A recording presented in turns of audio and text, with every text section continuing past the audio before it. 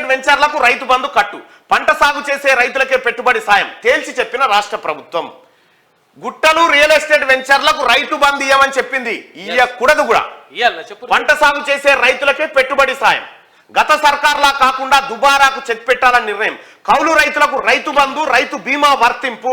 2 లక్షల రైతు రుణమాఫీ పైన కార్యాచరణ షురు. పెట్టుబడి సాయం ఎకరానికి 15,000 పెంపు. బెంగాల్ తరహా పంటల బీమా అమలుకు నిర్ణయం. బడ్జెట్ లో వ్యవసాయానికి 19,746 కోట్లు కేటాయించిన సర్కార్. ఇది చూసుకో, ఇవి చూస్తే ఇలా గుండెలు వలిగిపోతా ఉంటాయి. వామ్మో, గుట్టలు రియల్ ఎస్టేట్ వెంచర్లకు మేము ఇస్తే ఇప్పుడు ఇవ్వకపోతే ఎంత పరిశాన్ అవుతుంది.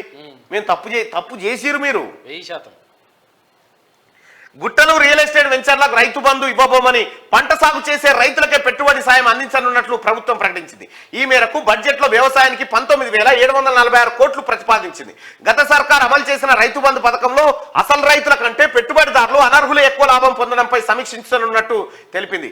100 ఎకరాలున్న భూస్వాములు, సెలబ్రిటీలు, సినీ రాజకీయ వ్యాపార ప్రముఖులు, ప్రజాప్రతినిధులు, కోట్లాది రూపాయలున్న వారికి రైతు భరోసా ఇవ్వకూడదని సర్కార్ నిర్ణయించింది. సాగు చేయని భూములు, సాగు పనికిరాని కొండలు, గుట్టలు, ఆఖరికి రోడ్లు ఉన్న స్థలాలకు పెట్టుబడిదారులకు, రియల్ ఎస్టేట్ కంపెనీలు కొనిపెట్టుకున్న 1000 ఎకరాల గత సర్కార్ రైతు బంధు సాయం ఇచ్చిందని, పథకం జీవోకు విరుద్ధంగా ప్రభుత్వ డబ్బు దుబారా చేసిందని అభిప్రాయపడి చందులాల్ దర్బాని వీని మందియే పిత్తులు, మందియే కత్తులు, వీని నెత్యా కత్యా రియల్ ఎస్టేట్ వెంచర్ల కాడికి ఇచ్చుకుంటా పోయింది దొంగ.